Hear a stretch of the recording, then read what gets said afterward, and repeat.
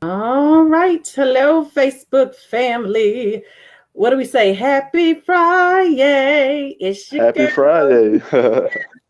Dr. Shana. I want to give you guys all just a few minutes to show up, but I got a question for you while I'm waiting for you to come into the room.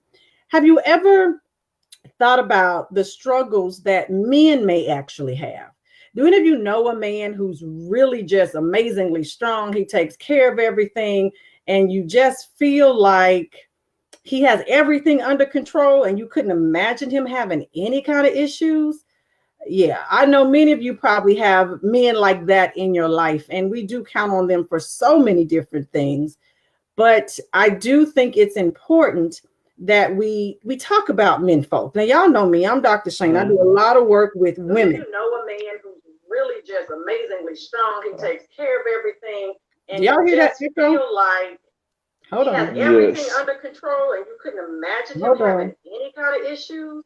Hold on. Yeah, I know many of you probably have men like. Was that you, Mike? Possibly. Okay. But how are we good? Yeah, I don't think I hear it Okay. anymore. I'm like, I was gonna put my Yeah. earphones in because I'm Okay. hearing my voice twice. Okay, we're good. Okay. All right, family. Y'all say hello when y'all come into the room so I know who's here. Welcome, welcome, welcome to Real Life, Real Talk with Dr. Shana. And y'all know me. It's May is Mental Health Awareness Month, and I am a licensed professional counselor. This is what I do all day. This is not pretend. This is not for play. This is my life. I work with people every single day, helping them shift from where they are to where they are destined to be. I inspire change, but I teach transformation. And it is so important to me to bring real conversations to you guys in order to actually help you in a way that actually matters. And so May is Mental Health Awareness Month, and I'm so excited that I have a very special guest with me today. I'm going to introduce you to him in just 1 second. But I want you to understand why this conversation is even something that I value and I think is important. Because many times in our world, I talk about women all the time. If you know me, I'm always talking about the sisters. I believe if mama ain't right, ain't nobody right, honey. And I believe that still. But I Mhm. also know that we have counterparts in this world, our men folk who may be suffering, and as the women in their lives, we have a very pivotal and important role. If you're clear about your role as a woman in a man's life, you have a lot of influence. You have a lot of ability to make some things happen. We can help or we can hinder a lot of processes. And so I thought it was really helpful to have a conversation tonight about men's mental health. And I wanted to bring one of the greatest men I know who really can speak to this topic. So allow me for just a second to introduce you to Mr. Michael Dangerfield. He is a licensed professional counselor intern under my supervision, actually. And he is an amazing therapist, an awesome counselor in training, and he works with men and boys all of the time. And I just wanted him to come and share some information with you. Now, Mike, I did a very short introduction. So you please do the justice and tell the folks who you are. Oh, okay, I appreciate it. I think you did a very fine job. Like Shanda said, I'm Michael D Dangerfield. I have a master's of arts and clinical mental health counseling. So I have a master of science in human services, marriage and family therapy. So I have quite a bit of education in mental health. I also have personal experience with mental health. I'm a U.S. Navy veteran. So it's not just something that I stumbled upon. I've been in the service and giving profession for a very, very long time.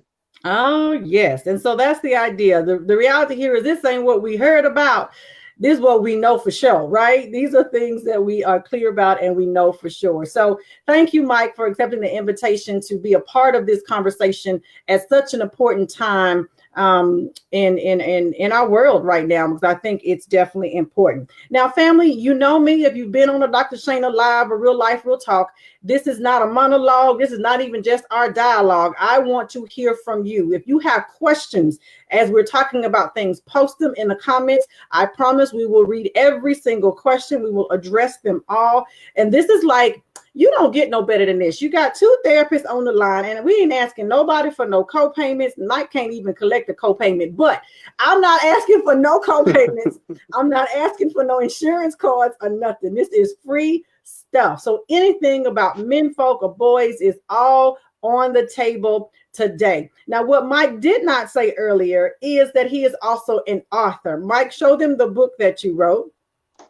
He's the author of this book called Reflections of a Man. Excellent book. We'll be talking about that some as well today. A guided memento. Amazingly cool book for men folk to help them along this journey. So let's just kick this off. Now, Mike, what would you say as just general population? Let's just even say women. What would you say are things that we don't know about men's mental health? What is it that we don't know? Oh, good. So I know men and women are used to thinking that men are just, tough. We don't talk. We have this stone face kind of expression. But the reality is we experience some of the same emotions, if not more, than what women experience. The difference is we don't talk about them as much, right? And there's a whole, reason why we don't do that. But from getting emotional, being sad when you see something, that seems hurtful, or watching movies, we might shed a tear or so. It's on the inside. We're not showing it, for the most part, but it's all there. We get excited, we get happy, but we got to be cool about it. Be cool. Don't give them too much. Don't show too much emotion, or that's a problem. Right. I think that's a disservice that society has created for men folk, that you can't feel or men can't emote. And if you do, somehow it's a problem. But what you're saying, Mike, is whether society gives y'all permission or not, men actually do feel. Men actually do have thoughts about things, and everything is just, it may look cool, but it may not always just be cool, right? Yes, ma'am. That's absolutely right. That's absolutely right.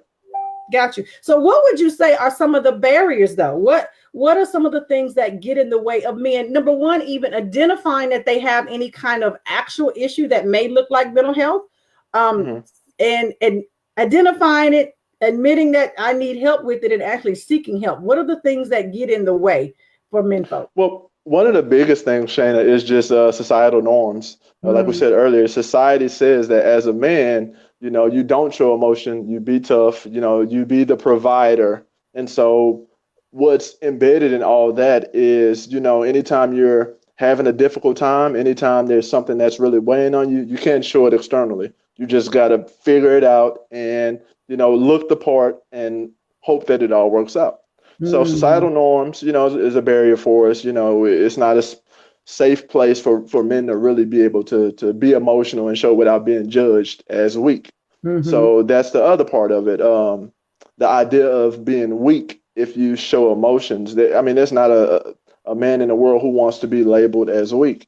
And it's embedded also in us as kids, as boys, you be tough, you get knocked down, you get up, don't cry, you keep it moving. If you want to ultimately grow up and be a husband and be a leader, you can't be a crybaby. You got to be strong, and, you got to tough it out and always have your game face on and, make all the right decisions. Never let them see you sweat. Never let them see you sweat. So that's tough. So the society has created this persona that men can't have any issues. Men have to always have it together. So what would you say are some of the most common mental health issues that men experience that either they're trying to hide or that they're not even aware that they have? I would say one of the greatest or most evident for me in understanding mental health, the most evident mental health challenges that men have sometimes is probably depression. Depression is really common, and because society says that, you always have to look tough, don't look too happy or excited. I believe there's a lot of men folk who don't understand what depression really is. Okay. So we start to withdraw socially, we start to be down in the dumps. We start to, have this fatigue about us, low interest in things. And so for a lot of men, that's part of the natural persona, and being tough. And so if you don't understand that there could be some depression going on, because everybody else says, well, that's just Mike. That's what he does. We walk around holding on to, a lot of whatever, emotional weight. And we don't recognize that we're experiencing, likely some depression. Now that's So good, Mike, because I think depression, when people think of depression, we think of, I'm so sad, I'm in the bed, I'm crying, I can't get out of the bed, I want to kill myself at the worst. And we feel like if that's depression. What you described didn't sound like that to me, though. Right. It sounded like it's something different. So can you give like a day-to-day, like a everyday kind of example? Like if I'm the wife, what am I looking for in my husband if to know if I need to be concerned that perhaps maybe he might be depressed? What kind of symptoms am I looking for? Okay, so your husband typically goes on the job, and he's a kind of a bright, vibrant person. He's going to communicate. He's going to interact. He's going to come home with energy. Wanting to play and be jovial with you or whatever. Well, you see him go to work. He seems like he's just not in the mood. He's not putting in the energy to groom himself. Maybe he's looking a little rough. He's dragging about. He comes home, and instead of being that interactive, jovial person, he's real distant. He could be aggressive, or he could be short, or he could just, isolate himself and withdraw. I'm tired, have no energy, seems lethargic. Some of those types of things would be clear indicators that, there might be some depression going on. Right. Okay. So that's good. So his energy level looks different. He's not as excited or happy about things. And so when you think about it, and here's the thing that folks got to know, there's a difference between a mild depression and a major depression. And so many times when we think of it as lay people think of it, we only think of the major depression, which is what I described earlier. I'm in the bed all the time, I can't get up, I want to kill myself, that kind of stuff. What you're describing is kind of a more mild depression where our moods may not look the same. Something else that to add to what you said, though, is, he may drink more than he used to. Yes. He might be smoking now and he never smoked before. He may have some other ways of trying to cope that look different because perhaps maybe he doesn't have words to express, hey, I'm really struggling right now. So he's trying to figure out how to cope. So I'm glad you said that, because looking at his behavior and the changes in behavior. And I think just in general with mental health, we have to pay attention to people's behaviors. And you got to know somebody first, though. So I can't notice that there's been a shift in you if I never knew you in the beginning. Absolutely right. Absolutely right. So that's critical. I think you said it well. We're used to, major depression, and you see some of the signs of it. The excessive alcohol drinking, the inability to cope, the very abusive physical response. You see some of that with domestic violence, intimate partner violence, right? Absolutely. So that's important. So ladies, y'all ask us some questions. Let me just take a look in the chat room. I got some hey everybody. Y'all talk back to us if you got questions. And if this resonates with you, say, oh wow, that's good stuff. Let us know that we're hitting the mark here. We want to make sure we're answering your questions about men's mental health. Because if you are a man or you have a man in your life that you love and you care about, you being educated about this can absolutely be helpful for him. Because what I know is that women, like I said earlier, can be great influencers of men, but we need to be equipped with information in order to be able to provide that kind of influence that may be helpful for him. So here's another thought, though, because what I do understand, Mike, is that depression is one thing. And I don't know if you read the book by Charlemagne. Did you read Charlemagne's book, Shook? I have not. I've heard conversations and had conversations, with people about it. We talked about it actually too. And so one thing that in his book, because his book was all about anxiety.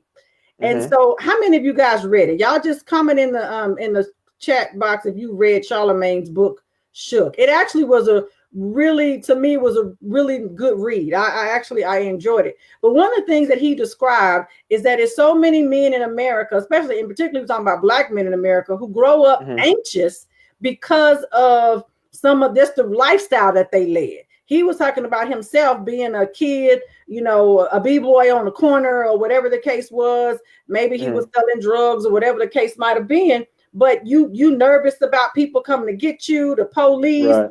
and so for him, that was a normal reality of being anxious, but nobody called it anxiety. You just called Right. it, you was just shook a little bit, right? We Right. don't call things what they are.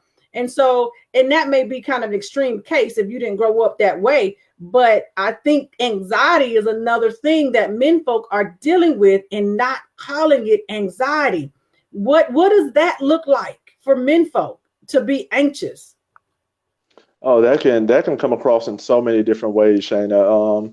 From nervousness, sweaty hands to withdrawing socially, sometimes almost to the point of feeling paralyzed to do something. I can tell you, for me, it was kind of a combination of all those things growing up. The sweaty hands, the no, I'm not going to put myself out there. I'm going to kind of cower back and stay to myself. So, um, just we say it's the fear of the unknown, or we're just being watchful, or being on high alert, or being cautious because we don't want to put ourselves out there. But it can be debilitating. It can be. I mean, and anxiety has a really physiological component. Hmm. And so Mike talked about the sweaty hands. It's the heart palpitations. It's the Hmm. stomach that's hurt. Anxiety rests in our chest cavity, y'all.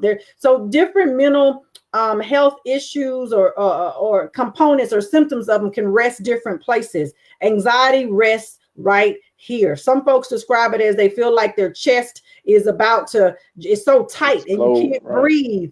You feel like you're about to pass out. Some say their stomach is just in so many butterflies. You can't eat anything. It's so many ways. The other thing for anxiety, though, that many people don't know, and this is for men folk and anybody, anxiety is also excessive worry. Excessive worry is also another type of anxiety. So how many folks on this line worry about a bunch of stuff? Well, what about this? And what if that happens? And what about this? And when you think about men folk in general, let's think about the level of things he has to be worried about. Absolutely, absolutely. You made the reference earlier, Shayna, to what does depression look like on a day-to-day basis. The case is the same with a man. So if society says that man is supposed to be the provider, and the way we internalize that is the man is supposed to go out there, work, bring home the money, make sure the wife and the kids are looking good and can keep up with the Joneses and all these different variations of that. Well, going on a job and hearing about layoffs, or being put in a situation where maybe you don't have a job, or the idea of your job being on the line, all those things can produce this anxiety because, wait a minute, it's not just me that's being affected by this, but all these different responsibilities I have, can be impacted. There's not a man that I know who would say, well, if it was just me, I'd be all right because I can take care of myself if I need to live on the street or whatever the case is. But when you start to have responsibility that's tied to the societal norms of you being a man and being a provider, and you can't do that, then it starts to impact you on so many different levels. Oh, yeah. So that hits that anxiety. That could create depression. That creates a whole bunch of stuff. That's good. Good stuff. This resonating with you guys. Very good. Let me look at these comments, Mike, and see. So where can I get this book? Oh, we got you covered. Mike is going to let you know the book is on Amazon. I know. Is that right, It's Mike? on Amazon. That's absolutely right. Yep. So if you put in Reflections of a Man, Michael Dangerfield on Amazon.com, you'll come up with it. But we'll be sure to put it in the comments as well at the end of tonight. And Mike, I didn't ask you this earlier, but I'm gonna put this out here. If someone is interested in that book and you stay to the very, very, very end, Mike will be willing to give away one free copy of his book tonight. Oh, certainly. But you got to stay to the end, and we're going to ask a question. So you're not here at the end, you lose your opportunity to get into that that competition to get a copy. I like it. Book. We got a question from hey sis, how do we prevent this or help our boys before they become men? You must have been reading my notes because that was my next question. Because we do know boys do become men, and they didn't just show up as a man with potential for depressions or anxieties. They came here as boys. What would you say, Mike? Because I know you spent a lot of time working with teenage boys, and you've been one yourself at some point. Yes, yes, What would yes. you say? What can we do? And thinking about from mothers, because as Hmm. mothers, we love our boys. What can we do to help prevent some of the stuff that we're talking about right now, mental health stuff? So one of the best things you can do as a mother, especially if you're a single mother and there's no male examples around or whatever the case is, the best thing you can do is just have the conversation with him and communicate. I know that a lot of women want to protect their boys and they want to kind of, show them what they feel like a man should be and what a man should do. But having the conversations with them about where are you? What do you think? What do you feel? What's stressing you out? Let's talk about how to deal with those things because boys will try to figure out things on their own because society says you should figure this out. And if they don't have a safe place or feel comfortable being able to talk with you about those things, then they'll look at their peers or they'll look at what they see, whoever doing on TV and they'll try to emulate some of those things. So having a conversation, giving the boy the freedom to be able to clearly express himself and not just being so demanding on this is what you're going to do, you're in my house, I'm gonna raise you this way or whatever the case is, but Yeah. a boy has to, in the evolution and transition from boyhood to manhood, to be able to feel received and supported, but to be able to make some decisions on his own, good, bad, or otherwise, and be able to learn from them with support from his mother and not necessarily, coddling or the opposite end of it, being overly aggressive if one bad decision is made. Wow, that's good, Mike. So what you're saying is we need to listen to our boys, but you got to ask them questions so you got something to listen to. Right. How do you feel? What are you thinking? And so as mothers, we can get caught up in that whole stereotype of, oh, don't be crying, I don't want to hear it. You bet. And I've heard myself say that a time or two. Boy, nobody trying to hear all that. Because we ain't got time for that. We got stuff to do. Let's keep it moving. Right. But what you're saying is right, because we need to slow down. If we don't teach boys at a young age to identify their feelings and how to and label them, like I feel sad right now, I feel hurt, I feel angry, and here's why. And we don't give them space to speak about it. They're going to grow up not knowing, and then they're going to explode and blow up at some point later in life, and it's going to be a whole lot worse of a situation. That's absolutely right. Because they don't know how to deal. And you talked about allowing them to make decisions for themselves, which is huge. Because sometimes as parents, we decide for our kids all the time, boys, girls, whoever it might be. But it is not teach parents this all the time. It's a disservice. If you have a child that's of an age that can do things for themselves and you don't allow them to, you are handicapping your child, especially boys and girls in different ways are handicapped when you don't allow them to make decisions for themselves and suffer the consequences of such. Because children who don't suffer consequences become adults who think they're supposed to get whatever they want and not have something go wrong. Absolutely right. And anybody know what I'm talking about? Y'all talk back to us, because I see that every day, even in my office.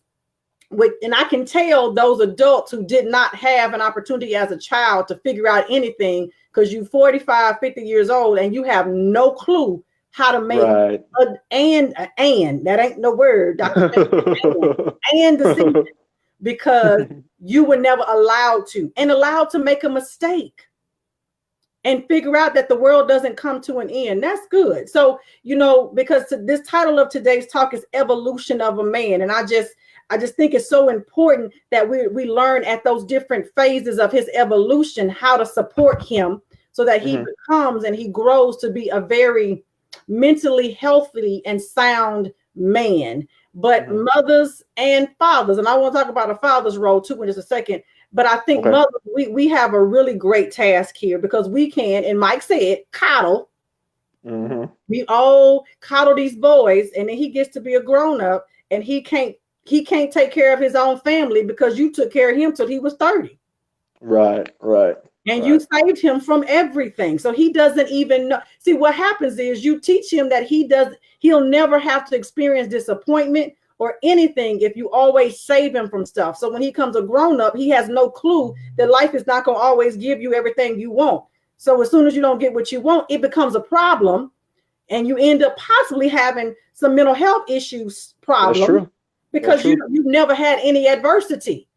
you just never had none because somebody always did it for you.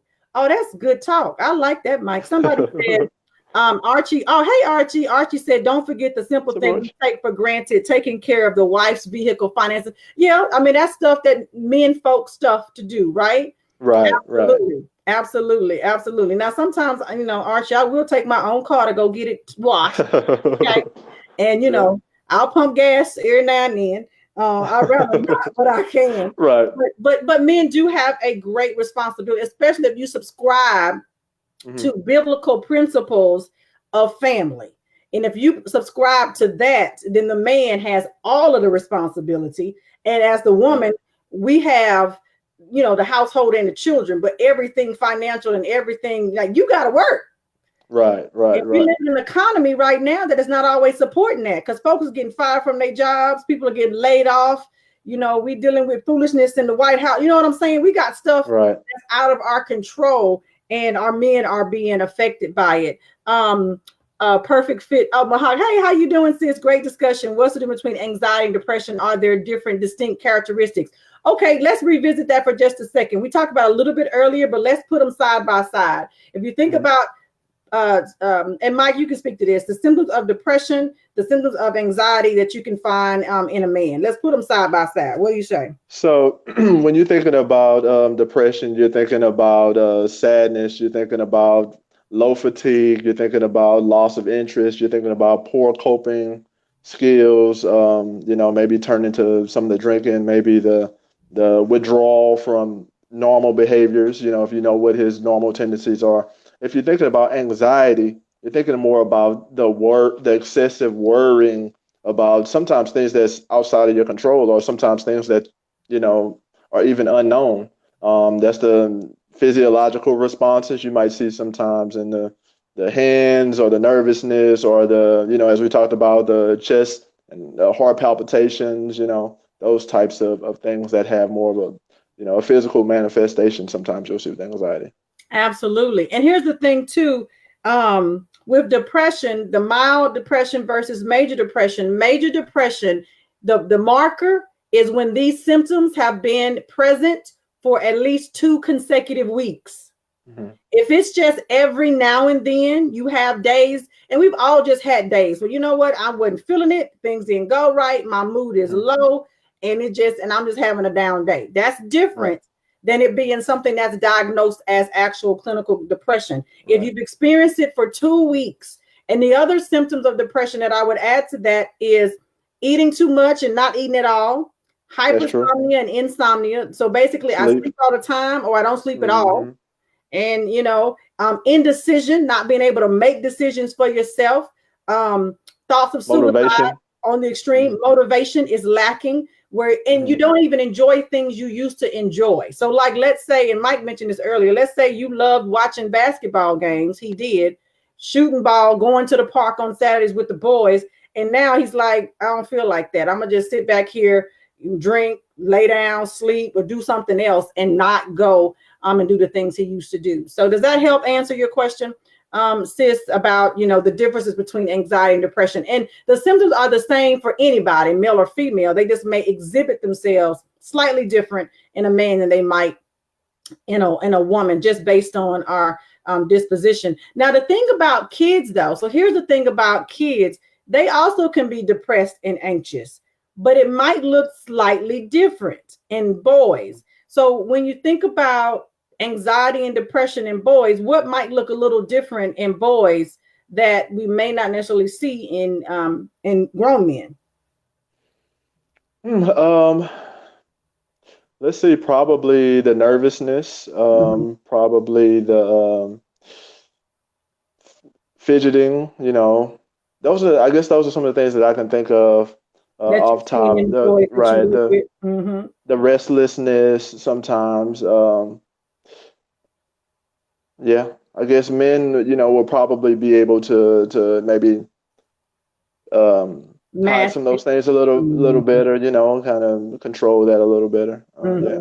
Well, one other thing too, for kids, a lot of teachers in school want to diagnose these kids with ADD or ADHD because they can't sit still. But you might have a child that's anxious that can't sit still.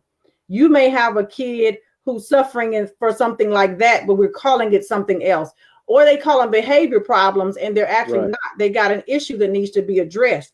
The other thing for kids too with depression is anger, because a lot of times with kids, depression shows up as anger. They may never say they want to kill themselves. They don't have the issue like grown-ups have, but anger can show up. So when you walk around and you are so full of rage and you're young, you don't even know what to do with that. You don't know what to call that. But that also can be a symptom of depression in kids. Hey, Dre, sometimes silence. Absolutely. Silence. And that's that isolation where I'm shut down. So you had a kid who used to be fairly outgoing, even a grown man who used to be outgoing and who used to do all that, and now is shut down. That is so dangerous. When you got a kid, y'all, who is not talking to you, you got a problem on your hands. That's a problem. Absolutely. You got a problem on your hands. So, Mike, let's speak to this piece. We talked about the mother's role and responsibility and what we can do as mothers to help our boys. But what role do fathers have as far as helping shape boys in their evolution from a mental health standpoint? We get, fathers teach them how to be a man, but what about this mental health piece? What role do fathers or men play for boys? Fathers play an important role. A boy will watch his father and almost try to emulate him to see what he's doing and how he responds to things. One of the biggest things a man could do is make time for the boy, and kind of like what with the women, talk and have those conversations. Not just about sports, not just us going to watch a game or going to the park to throw a football around or whatever the case is, but actually have talks about what this looks like, and then set an example. Boys need to see that the response to things is not angry, is not always physically aggressive. It's kind words, it's being able to verbalize thoughts and feelings and what you feel, and not let's take it out on the field and leave it out on the field, or so spending that time setting a good example and being able to use words and have the conversation and be open about what they may have experienced growing up and how they dealt with it or how they didn't deal with it, and what might be a better way. Those are all things that, even grown men should be able to go to, their seniors and their elders about some of these things just to learn. And it starts, in boyhood or childhood. Oh, that's unfortunately good. With a lot of men not being present or available for whatever reason, we end up in a situation where boys are left to try to figure that out on their own. Right? And that's the danger, when he's left to figure it out on his own. That's like telling a kid, get in the car and drive. Figure that out. Let me know if you have a problem. Hey, team. Right. We would never do that. But when you do this emotionally to our boys, we leave them to their own devices to figure it out. It's crazy. So I love what you said, Mike, and making sure that if you, as a man, and you have a young man in your life, whether he's your kid, because you can also, I know, Mike, you mentor a lot of young boys in this community. And whether you're a mentor to one, whether he's yours by blood or by love or whatever the case might be, you want to give him an opportunity to talk, to be taught, to be connected to, because these boys can walk around so disconnected because there was nobody there who understood or seemed to have cared. Now, as a mother, I know that there's only so much that I can provide. My kids, they probably they roll their eyes like, oh, here she come again, Dr. What questions you got today, Mama? I get on their nerves, but it's what I do, so it's in me. But I'm thinking about other people who don't necessarily have that mindset, other parents. You gotta shift the paradigm of how you see, how you relate to your child, how you talk to them, and how that relates to their mental health. This stuff is connected, especially for our boys. Dre made a good comment. He said he's a counselor too. And he says he's seen the clients exhibit anger through silence, the shut down piece where they just don't talk.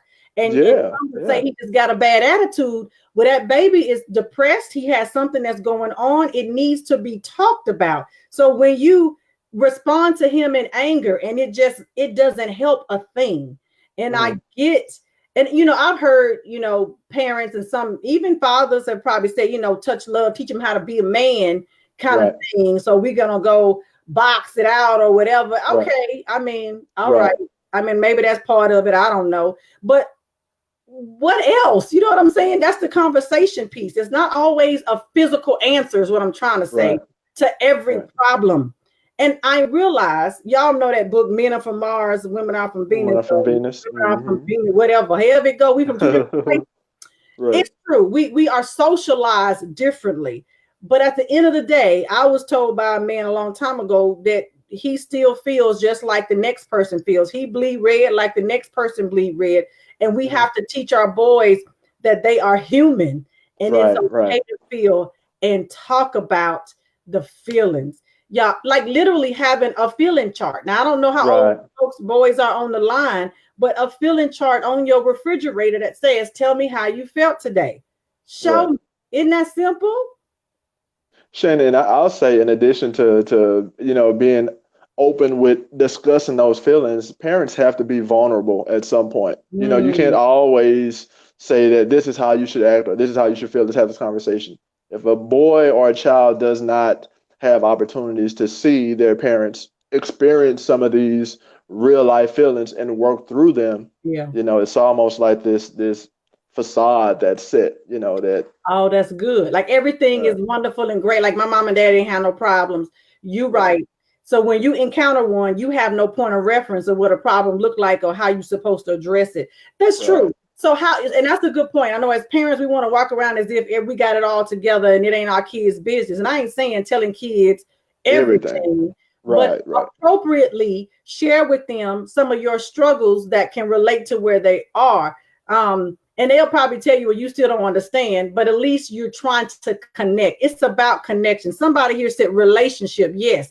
Relationship is everything. I was taught that rules without a relationship equal a rebellion. So if you don't have a relationship with your kids, you can try to tell them anything. They ain't listening to you. Zero. That's true. You can say, you can threaten them to the inch of their life. Come get me. Because the relationship is what they want. I mean, boys may not ever even say it. I remember my boy when he was little, he told me, Mama, I don't mean no disrespect, but I love you more than I love everybody. He was like, oh, and I ain't gonna tell nobody. And y'all don't tell nobody. He love me more than everybody. But to me, it was because there was a relationship that's being created. Not to say anybody else didn't have one, but I make a point to be connected to my kids. Oh my gosh, our boys need it. Y'all got other questions for Mike? Teaching them, Dre says, teaching them how to talk about their feelings from a healthy aspect. Absolutely. They have a right to be angry, a right to feel sad, to feel upset about something, to like something. We have to teach them that all of these feelings are normal. They need to learn what to do with them when they experience them. If we never talked about them, they're going to blow up when they have them because they don't know what they are. So let me also say this, Shana. Notoriously, women will seek therapy. Women will, learn skills to help them be more emotionally available and then talk about those things. Men won't. Okay. So one of the challenges that, as Dre said, be able to talk about those things. Men have to know that, one, it's okay for them to talk too, and then you can't expect, a boy or somebody you're mentoring, a child, whatever, to be emotionally healthy and be able to talk about those things if they're not willing to do those same things. So that's good. Let's set that example. Yeah. The men folk on the line, Mike Justin put a challenge out there to you. You can't just tell folk what to do. You got to be about it yourself too. Because and I'll say most of my my specialty is women. And over the course of the 18, 19 years I've been a clinician, I have treated a few men in my time. And I will say the men that actually came to therapy, when I tell y'all, I'm not even making this up. I had a wife call me and I couldn't confirm nothing on the telephone. But she said, Dr. Shana, you are absolutely amazing. You helped my husband so much. Like she could see the tremendous difference that therapy made in him. And I don't take credit for that. He had to do the work. But therapy can change things. And it can change people. We have to get rid of the stigma. I think what we talked about earlier, the stigma for men is even greater than it is for women. And as women, we can have it in some ways. Like we'll go, but we just ain't gonna tell everybody we went. Y'all just ain't gonna go. Right. Right. That's the difference. Like we'll realize we need to talk to somebody. Y'all just not coming. And so I just that we need to do something to break that stigma. And I'm just wondering, what can we do as women in the lives of men that we love, or men folk? We have a few men that are on the line. What can we do as a community? How do we break that stigma for men to actually seek the help that is necessary? One of the biggest things men are looking for, Shana, and you might not ever hear them say it, but a man wants to know that he has support. Whether he's a husband, he wants to know that his wife supports him, and whether he ever verbalizes it or not, that, he's struggling. A wife saying, I got your back, I know you out there working hard, or whatever the case is, you're doing a great job, keep going. A man will turn to his friend and we'll go play ball. We win, lose, or whatever. Sometimes it's just that interaction, knowing that we can do that and support each other, whether we verbalize it or not. Men will turn to the barbershop. Men will go to other places where there's a lot of men. And the challenge is with that, you might have a lot of men also there who have poor coping skills, poor techniques of dealing with things. But if that's our safe haven, then guess what we're likely going to do? We're going to turn to that for support. So one of the things that we must do is, it's okay for us to go play ball and go to the barbershop and chop it up, but we have to be educated on, how to do this more appropriately. How do we tear down stigma? How do we break some of those barriers? So, well, and I think education is important. Knowledge is power, but wisdom is using the knowledge that you've been given. And this is why I do these conversations. And I'm hopeful that this helps somebody. And I'm hopeful that if you're watching this live, you share it on your page, because it might not even be for you. It might be for somebody that's on your page that's struggling right now, thinking that it's a shame and they just can't even admit that they got an issue or even know that they have one. Depression and anxiety is real. And so many, and I don't have the numbers in front of me, but I'm just saying the number of people in our world who experience anxiety and depression is amazing. And those are just some of the more common mental health issues, y'all. But we got a whole lot more. Y'all stay with me the whole month. I'm going to deal with all of that in the month of May. Y'all gonna be like, oh, Dr. Shana done laid it out. Yes, I am about getting us healthy from the inside out, because we can clean it up. I like it. And the fellas can go to the gym and y'all can get, cut up, and y'all can bench press. What is it? 250, 350, whatever it is, with your tank top on and your arms about busting and bulging and the waves got everybody seasick and all that kind of stuff. And you be just as sad and depressed as you can be, trying to pretend ain't nothing wrong with you. But your family will suffer, you will suffer, your life will not be what it could be until you address the issues you have. And what I also know, Mike, and we don't have time because I'm not going to keep y'all too long. We almost on an hour in a few minutes. But there's a lot of trauma that men have experienced that never gets talked about. And when it doesn't get talked about, those things get internalized and they grow to be greater problems.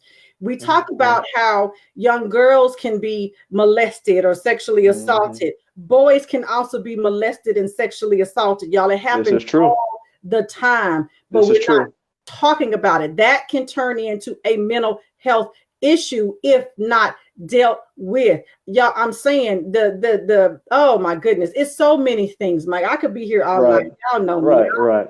Baby, we so here all night. The saying goes, hurt people hurt people. That's what happens. It's not just, a feminine thing or a woman thing. That's it's probably even more evident in men if we look at our responses to things that, could be talked out. So. Right. Yeah. So learning how, and it starts early. So if you are a parent of a young boy, start talking about those things now. How do you feel? Tell me, what are you thinking? When they make choices and decisions, have conversations, just simple stuff. For kids, period. Like, how we ask that question, how was your day at school? What answer do they always give? Good. Yeah, what is that? What is good? Good is, baby, the food was good. So I started doing this with my kids, especially my boy. My girl is she's me all day. I gave birth to myself. I'm clear about that. So she got lots of words for me. So my question is, what grade do you give today? What kind of day did you have? An A day, a B day, a C day, a D day. Give it a grade, and then Oh, that's explain to nice. me what that grade means. How'd you get that grade?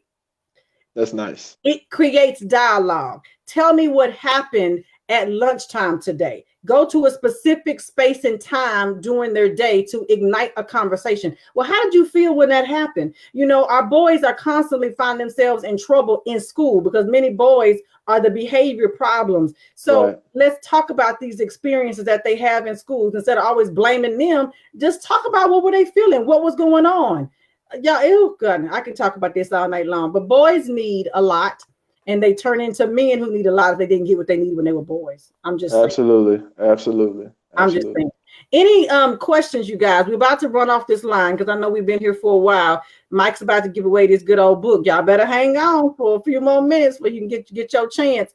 Any other questions you may have about men's mental health, dealing with boys? Mike works with both populations. Specifically, though, Mike has been doing a lot of work with boys who are being raised by single parent mothers. He did quite a bit of work on that here recently as well. Mhm. So that's a whole nother special population of That's boys true. who need a lot of help as well. And so just say something to the single mothers, Mike. What would you say? You know, you work with a lot of single boys being raised by single mothers.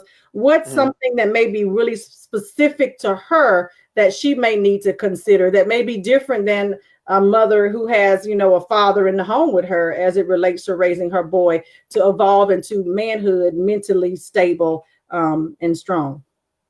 I kind of mentioned it earlier, but one of the biggest thing is give a boy, especially adolescent, who's traveling that path, a little bit of space to figure some things out on their own. Yeah. Of course, sometimes we allow what society says, boys should not do this, that, and the other to drive a Mhm. lot of our responses, but give them a little space, create opportunities, but don't drift too far away. Don't leave a boy who is going through, puberty and adolescence too much time to himself, but allow him to talk about those things, allow him to experience some of those things, So we're and talking feel about having, comfortable uh-huh. Go ahead. about communicate and to be able to feel comfortable about having those conversations with them as a Oh. mother, with a boy. Oh, Mike. Now you said be comfortable because I tell my boy all the time, brace me first before you tell me some of this stuff. And you know, I do this all day, and oh, it is a lot. Right. It's a little But different. I would rather you be talking to me than not. So Right. I guess it's that medium of being able to give him space, but not too much space, so Right. that he doesn't feel close enough to come to you, talk to you.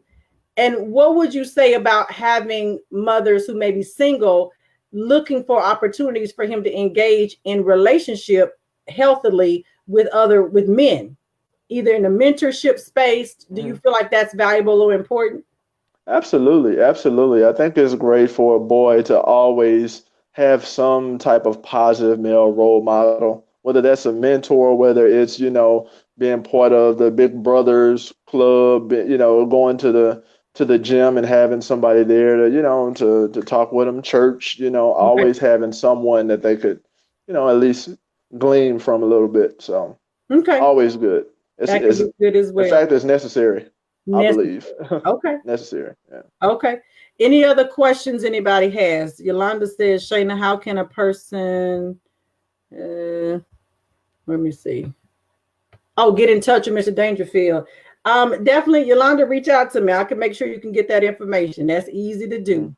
No worries at all. Any other questions anybody has about boys, about men or mental health? Because we're about to hop off this line in just a few minutes. Well, I just think this conversation is so important and necessary. And I want to Mm. just say thank you, Mike, for being willing to have it. So now as we get ready to close out, I want to just you to talk a little bit about your book and tell Okay. us how you came to write it. What Okay. did a man find inside? Just give us a little insight into that, and how does that help a man in his mental health journey?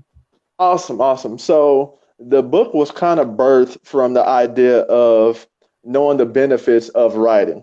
Men, we don't typically write. However, I felt like if we could take opportunity to write some of these things down that we're feeling, it might create a platform for us to feel more comfortable in sharing things that we might not say verbally. So for me, I was like, what are some of the things that I would have wanted to get from my dad that I didn't get, in growing up? What are some of the conversations I wished I had? What are some things I learned from him? And so I said, well, maybe I can write these things down. And guess what? If I never get an opportunity to have these conversations, and I never get the opportunity to have a conversation with my daughters, or, if God bless me with a son or whatever in the future, then at least they would know some of these things that their dad thought, and then maybe that would help the conversation. Also, I figured, what is a way that I could give men opportunities to have some of these tough conversations that they're not willing to say, verbally or out loud right now, but to be able to capture them. I just feel like writing sometimes gives you opportunity to take those things from your head, from your heart, and put it out on paper. There is some relief in that.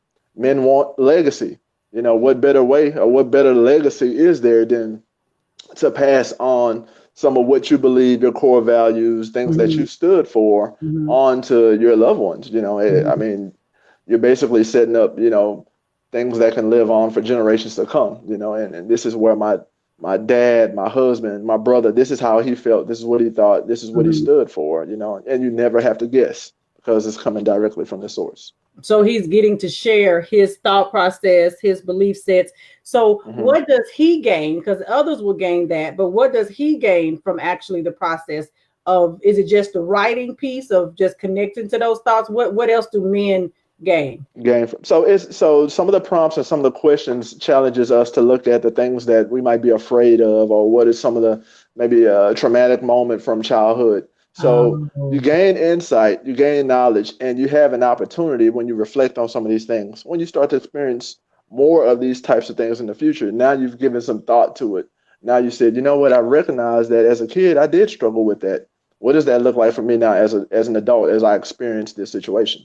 And even if we're not ready to go to therapy yet, my hope is that we do. That's what we're working towards. Now you got a platform of something to say, what, these are some things that I thought, when a therapist does start to ask some of these probing questions to get you to open up.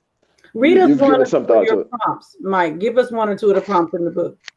Okay. So one prompt is, I am easily influenced by. Oh, okay.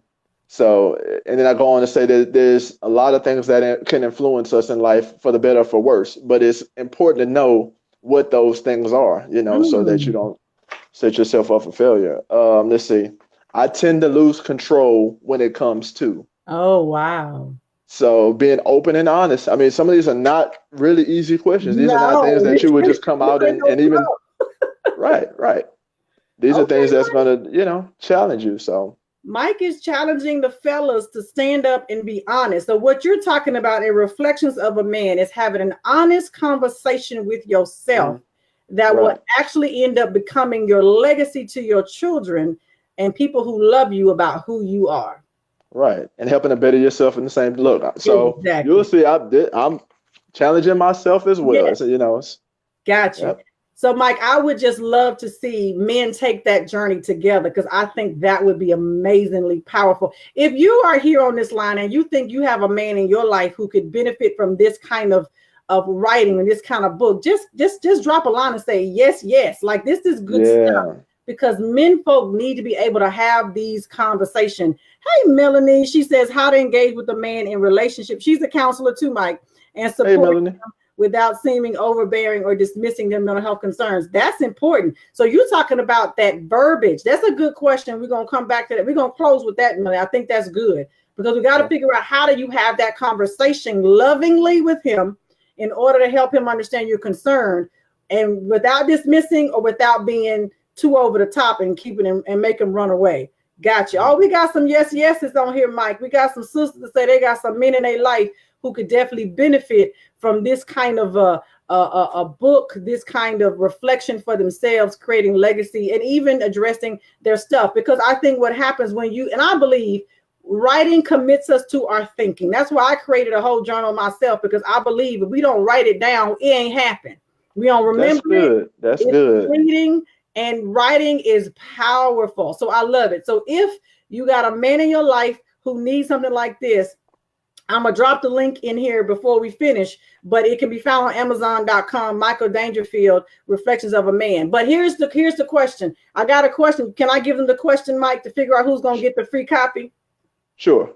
All right. So I just want to see who was listening. Now, I'm going to disqualify all of my counselors, and you know who you are because you know this answer. But the question is, how long does a person have to have the symptoms of depression before it is considered clinical? The first person to answer correctly in the feed is going to get the book. How long does a person have to have the symptoms of depression before it is considered a clinical major depression? How long?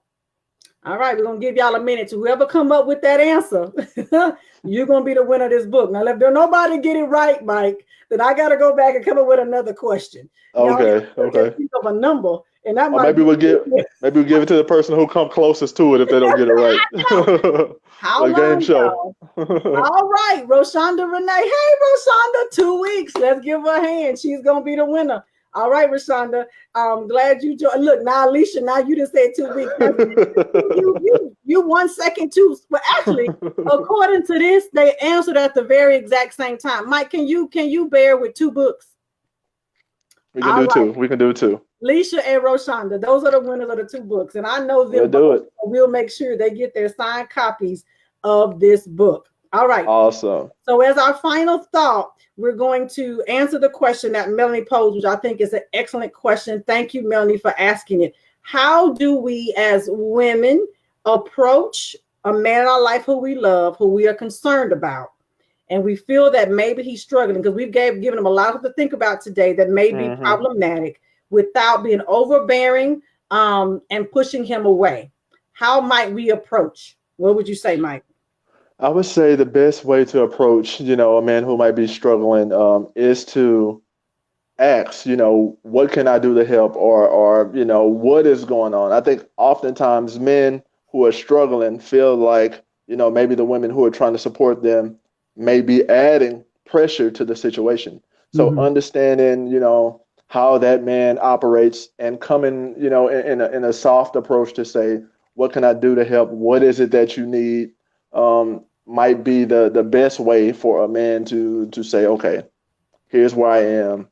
Here's what's going on. And then allowing that man to, whatever assistance you can provide the assistance based on what is shared. Not, okay, that's good to know, but here's what you need to do. Here's what, So ask them, and then based on the response, take that to heart and respond with that. And that's good, because I do believe that when we're in difficult situations or conversations, that I love to start with the question first. When we start from an unknowing position, we put the other person in a position of authority, because I'm asking you about you. I'm not telling you about you. Right. Because when I tell you, you're depressed and you need to go see a counselor and something wrong with you, somebody done said it. Yeah, I know okay. Some of us done said it. Okay. And when we get to doing all of that, what you do is you shut him down. He's not going to listen to nothing you say. You lose your capacity to influence. And so when you ask the question, babe, so tell me what's going on. How you doing? How you feeling? You know what I mean? Just the same kind of questions we talked about asking our boys, giving them room and space to talk about their feelings. How can we give him room to talk about his feelings without feeling judged, without feeling like he's weak or less than? Right. Open to, now, here's the other thing, though, fellas. If you're on the line, you got to be willing to receive what we trying to offer. That's true. That's true. Because if you push back and you be like, well, you my problem and get out okay, you got it. Because now you just shut me down and we all in this room like, I don't know what we all doing. So I'm asking us as sisters, as women, and I know how we are because I am in the boat with y'all. We know everything. We do, and we really do. Don't tell the men folk, but we do. We know everything, but we have to be careful how we deliver what we believe to be true. Asking him how he feels, asking him what's going on is majorly important in being helpful for him. It is. And then, like Mike says, what can I do to help? How can I assist you is another important thing. And maybe perhaps at some point, if you're able to mention, you know what, I've heard about, sometimes when men are going through certain things and it looks like this, it could be something like a kind of sadness or depression. And that would be normal, a response to going through certain kinds of things. But that's not something we have to go through alone. Now, here's the thing, ladies. Melanie just said it. You can't fix him. You can't heal him. That ain't your job. Now, what I say all the time, Dr. Shana says, do your own work. Own what's yours and give away what's not. You can be an influencer of him and sharing with him what you've observed and offering your assistance. But your assistance is not to fix it. Mike said it earlier. It is to be a support. That's all he really is asking for, is someone to support him. And fellas, allow us to be in that role, though, because men folk can turn us from that as well, too. That's a whole nother live of relationship. We ain't talking about that tonight. But y'all have to pay for that one, Shane. Other topics of mental health do you want Dr. Shana to cover? Because every week, every day, I'm going to give you a little short tidbit, but once a week, I'm going to give you a longer version of a conversation about topics that are important to you. So in this feed, if you're watching a replay or you watching it live, say, here's some topics that I would love to hear more about on any level, because I'm about providing information that matters. So every week this month is going to be mental health is all month. That's all I'm talking about, all month long. And I have a big announcement to make about the end of the month, and that's coming soon, about how I'll end this whole thing. But let me know what you need to know more about. Okay. Well, I just want to say thank you, Mike, for being here. Thank you. Yeah, did Mike do a great job? He is awesome. I just think he's an amazing counselor in training, and he's a great resource to the community for men and boys. If you have any other questions that you didn't want to ask live, you can inbox me with those. Definitely, I got a beeline right to Mike. If there's things that he can assist you with, he'll be happy to talk to you more about that. Well, I just want to say good night to you guys. Be sure that you check in on my lives every day this month with different little tidbits and tips about mental health. I'm here to help us all live our best life, honey. And the only way we can do that is if we know how to help ourselves and be our best. All right. Awesome. Y'all have an amazing, amazing, amazing night. We're signing off. I'll see you again next time with real life, real talk with Dr. Shana. Now, Mike, you have an Instagram page, don't you? Where can they do. They can find me at M_Danger, the helper. And I'll make sure they get that information as well. Okay. M_Danger, the helper. Right. Got you. And you all can follow me, Dr. Shana D. Lewis, on Instagram as well, too. I'm always giving some coinages and knowledges and some jewels over there, too, to the people. So, all right, guys, y'all have a great rest of your weekend. Y'all stay dry if you're in Houston. Heard it's going to rain again tomorrow. Get your boats and your coats ready, apparently. Slow it down. We'll be all right. Y'all have a great night. We'll see you next time. Bye-bye.